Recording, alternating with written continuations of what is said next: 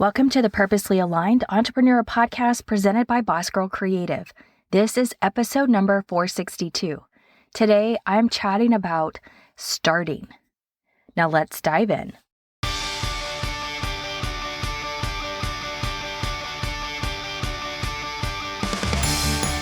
Have you already found business success but feel lonely at the top? Or do you feel like you're at a place in your business where others just don't get it? Or maybe you feel like you have to make yourself smaller in order for others to not feel less than. Or maybe just a little bit of all three. But with all that said, there is good news because I've been there and I see you, sister. I'm Taylor Bradford, the torchbearer of this podcast and sisterhood, and I'm here to lead and inspire you to stay purposely aligned in the success you have found and provide you with support, guidance, and a sisterhood to keep going. Because I do get it. Your business journey isn't meant to be traveled alone. So grab a notebook, your favorite pen, and a bevy, and let's dive into this together with this latest podcast episode. Welcome to the Purposely Aligned Entrepreneur Podcast presented by Boss Girl Creative and me.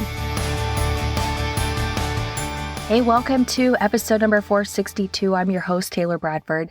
Yes, my voice. I am under the weather as I'm recording this, and I wish I could say it was because I screamed my head off in pure joy and bliss in something, but alas, I believe it's attached to being in Vegas and being around smoke. And I'm not normally around smoke, and so this is the result. I'm struggling. I'm absolutely struggling. But not to detract from this actual topic, which is starting, and something that I see and experience on a regular basis for entrepreneurs. And it is legitimately just starting, ripping that bandaid off, taking that leap, taking a step, moving forward, and just starting. Before I dive into the actual episode, let's find out what's been going on in social media land.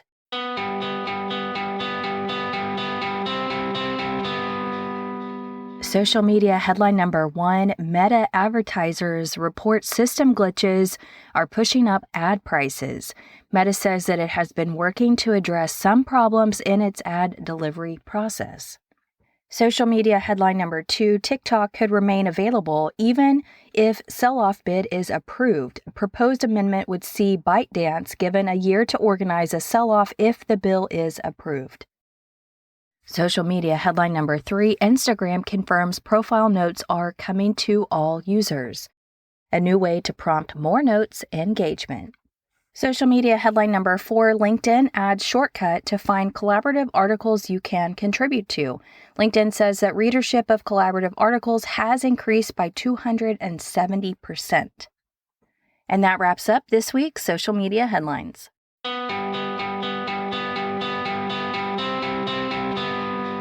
Okay, so let's talk about starting. I think that is probably one of the hardest things for entrepreneurs or soon-to-be entrepreneurs or anyone that is looking to take an idea into reality. And it is something that I actively see with my students, with people I've coached in the past, with people I'm talking to, that they just have this fear of just moving forward, this fear of the unknown, this fear of will it be received? Will I fall flat on my face? And a lot of that is imposter syndrome. A lot of that is just pure fear of the unknown. And I started thinking, had I not hit record on that very first episode, sitting in this exact closet that I have recorded nearly every single one of these episodes, all 462 of them, minus the ones where I was traveling, had I not hit record and found the gumption, found the, I'm just going to do this kind of thought process, I wouldn't be here at episode 462. I wouldn't nearly be at my birthday of celebrating this podcast, which turns 9 this July. We are not that far off of July. as of this recording. And I've listened. I went back and listened to episode 1 and wow, there's my voice. And I've come a long way. And wow, I can't believe that's what came out of my mouth. Those kinds of thoughts are like brewing up in my brain as I'm listening back through episode 1. And it's interesting. It gives me like this curiosity of what holds us back. And it's just ourselves, our mental capacity, our self-worth, our just the fears that we have yet to conquer.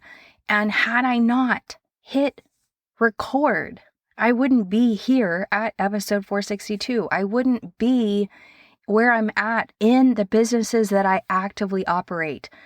And I am probably one that has a little less fear than most because I can just, decide to do something and crank it out and then hit go, and then it's a wait and see, which is not always the best business strategy.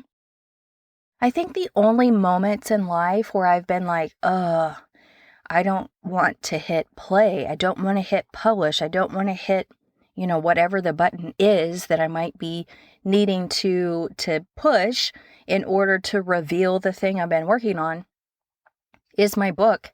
It took me forever to do that because I was so scared of internet trolls. And in this social experiment, which I have a humongo update about, in this social experiment that I've been doing on these other Instagram accounts, what I have learned is there is a real fear at putting yourself out there and having yourself be judged. And sometimes that's easy to get through, and sometimes it's not.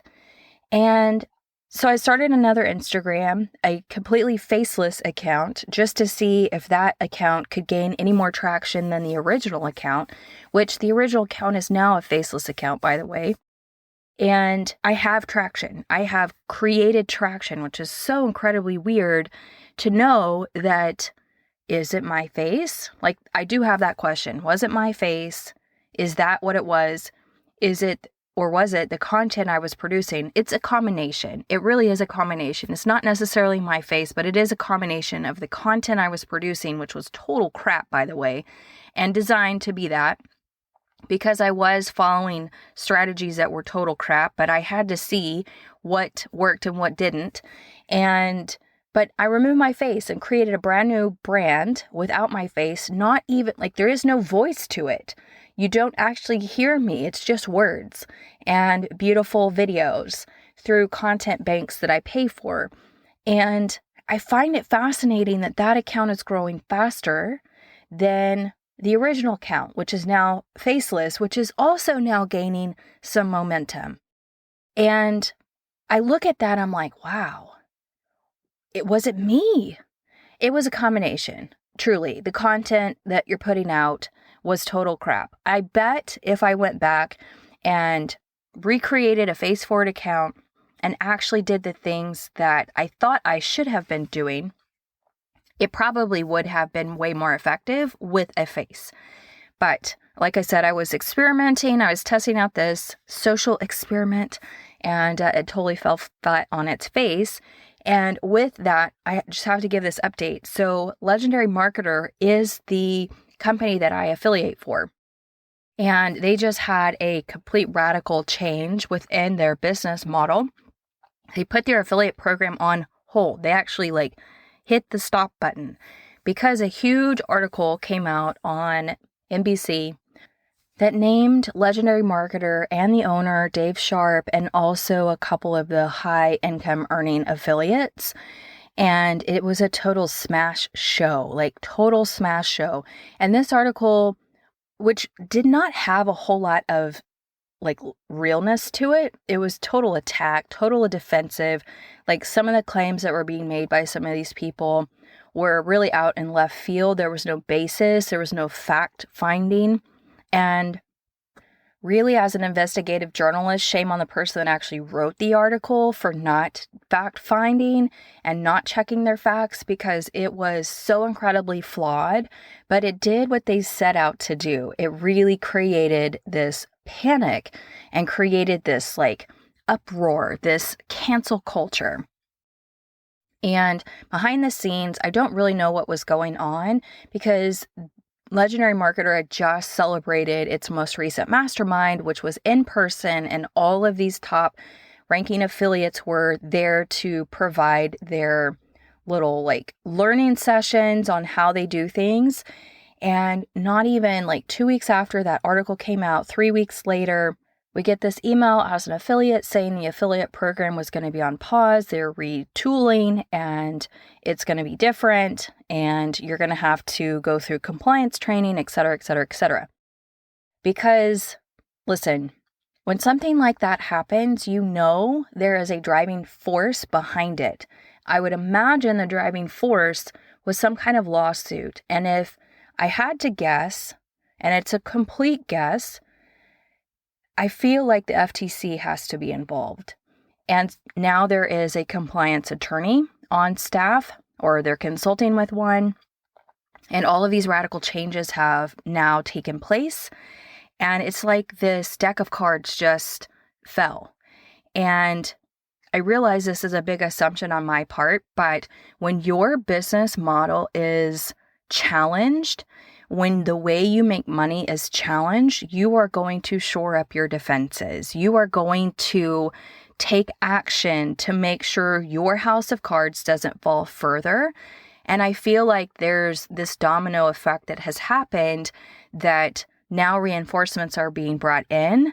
And let me tell you, these top affiliates have now officially been banned out of their program. And which is saying something, it's truly saying something.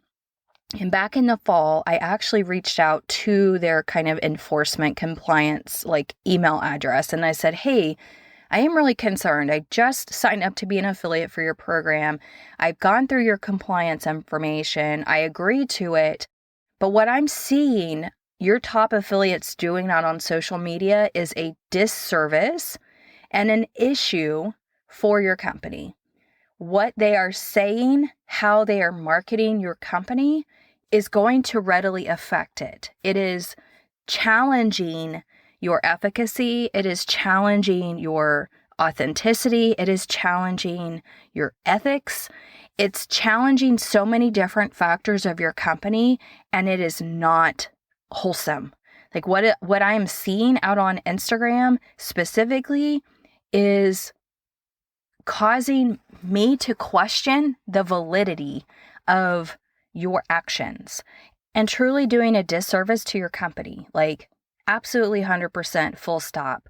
And I got response back that they were working on it. And I'm like, but you're not working on it fast enough. If this were my company, I would have put a stop to that almost immediately. But you also have to look at how much money they were making the company.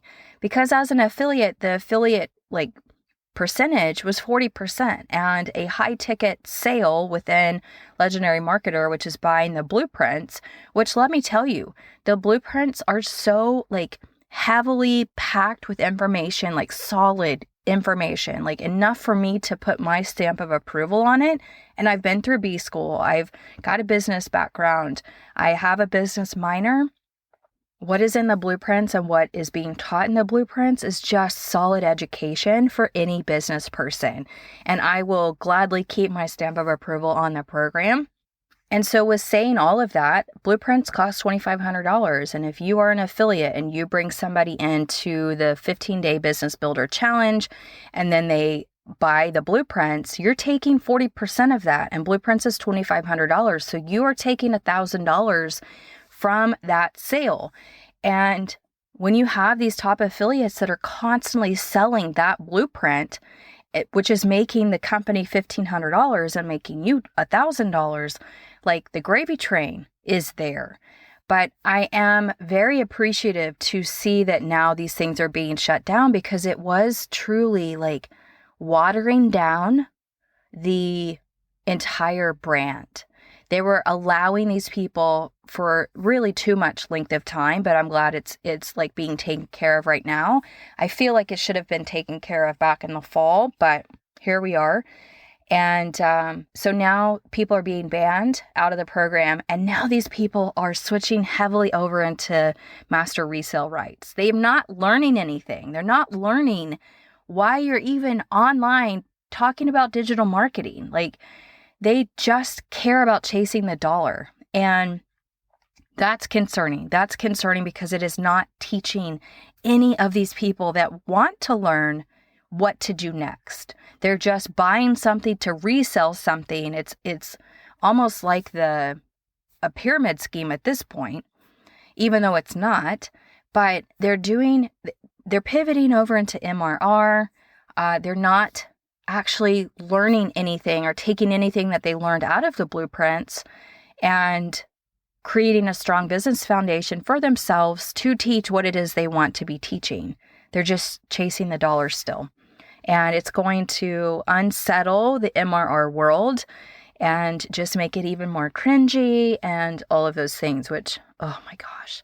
But all that to say, that's really like a huge update. And I'm glad I've pivoted away from that strategy because, again, it was total crap. And now I'm at a point where I'm probably going to go archive all of that content because it's total crap. But I was like, I have to see. And total crap. No, just total crap. So that's the Instagram social experiment update for you. But going back to starting. And I realize that I'm telling you to start when you're not ready. And you will fail. I was at Fancy Lady Cowgirl event week before last. I was in Vegas week before last. And there was a lady there who's been in banking for a really long time. And she's the president of Chase Bank in the Fort Worth market. And she's been a part of Chase Bank for a really long time. And she's served her time in San Francisco and served her time in New York, and she's been all over, and she is now the president of the branches that are around the Metroplex. And she had to say this: before Silicon Valley was Silicon Valley, when people were looking for startup money, when people were looking for business loans in the Silicon Valley back probably in the 90s, I would say 80s or 90s, if you wanted money, you went to the banks, and the banks would say, come back when you failed 3 times. They legitimately would not even give you the time of day unless you could show that you had started 3 prior businesses and failed at them. Like, legitimately. And if that is not saying something about character for somebody who has tried to do something 3 different times before a bank would allow them to have any kind of capital, people start things now and just want it and expect it right out of the gate. But building a business is not easy. Building a business takes a lot of grit. It takes a lot of hustle. It takes a lot of work. It takes a lot of education. It takes a lot of experimenting.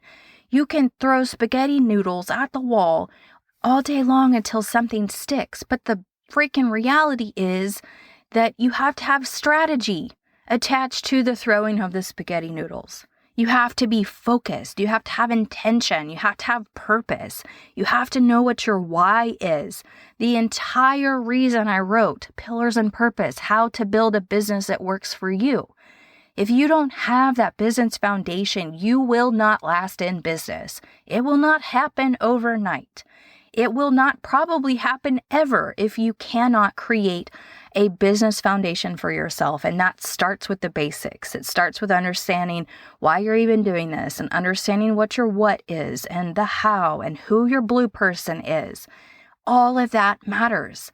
You can't just start something and expect it to do something without any kind of intentional strategy behind it. And that takes learning, and that takes education, and that takes sacrificing and throwing intentional spaghetti noodles at the wall. And I realize it does require you starting. It does require you ripping off that bandaid and actually starting. Because if you don't start, how are you ever going to know if you're going to be successful? You have to start. And that is what's holding people back, is the starting. If I were to look back at my life and look at Sugar Creek, for example, the first idea that was pitched to me for Sugar Creek was folding tables and folding chairs for game days and tailgates. That did not sound cool at all. Like, for real, I was like, oh, I'll just be your cheerleader. You go do that. Yay. But then when it was presented to me as vintage furniture rentals, well, that I can get behind because there's some creativity behind that. There is intentional collection curating behind that. And from that, I have morphed Sugar Creek into something that is so magical for me. It brings me so much joy to do this and to hunt for the next cool piece. And now I'm like, okay, my Western Ranch collection is solid. It's solid. And now I'm like, what is my next collection? Curated collection. I'm really kind of leaning toward that coastal Santa Barbara look. And because it's not being fully represented in my market, and I think that is something missing for those people that love that coastal feel, but have that elevated look. So it's not seashells, and sand and jars, but want that kind of Santa Barbara coastal, just upscale feel. And so that's kind of where my brain is turning. And I'm really excited about that because, again, it's not represented in my market right now. So for me to do that, I have to start looking for those pieces. The keyword is starting.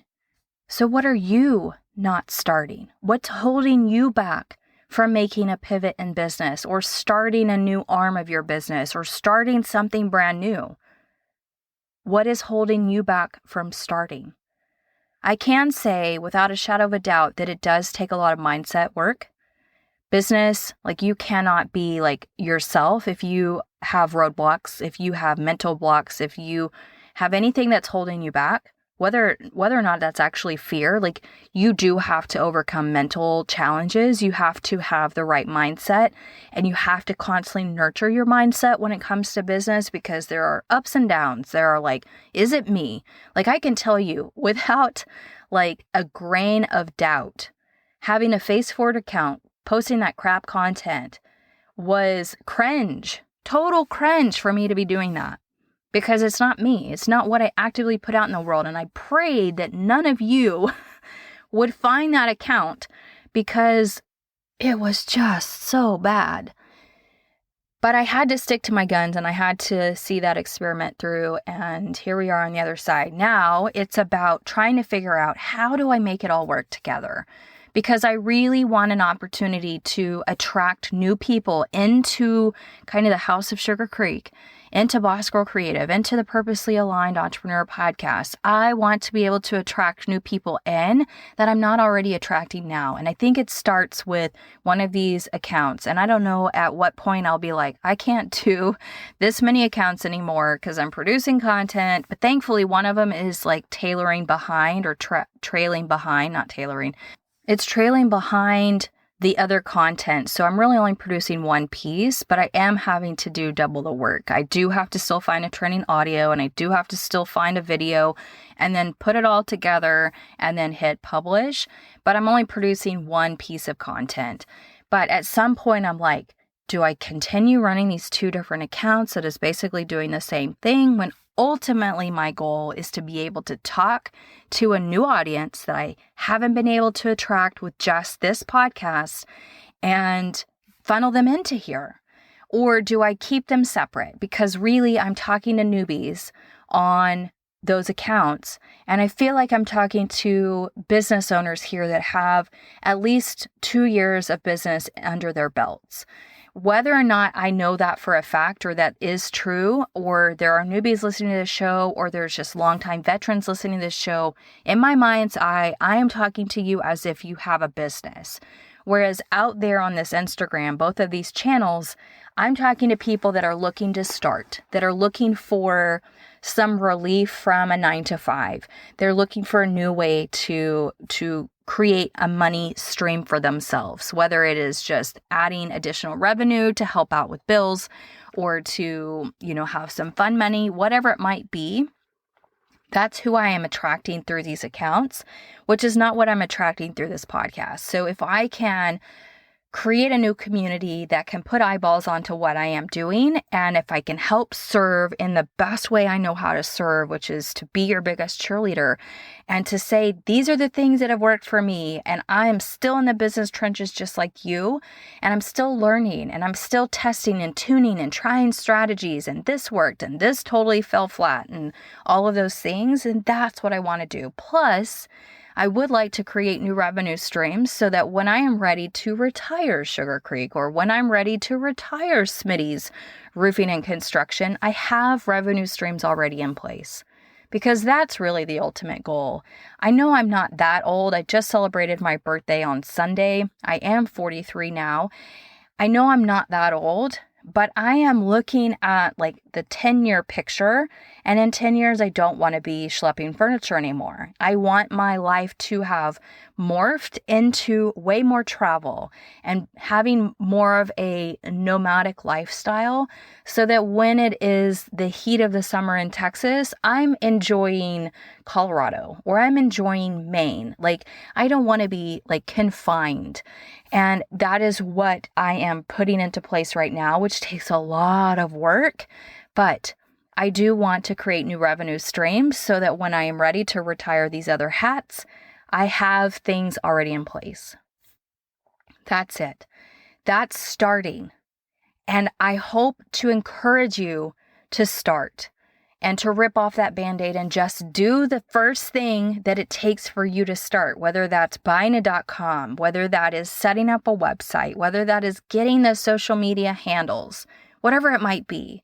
I'm encouraging you to start, because had I not sat down in front of this microphone almost 9 years ago, I wouldn't be where I'm at right now at episode 462, even though listening back through that first episode is totally cringeworthy.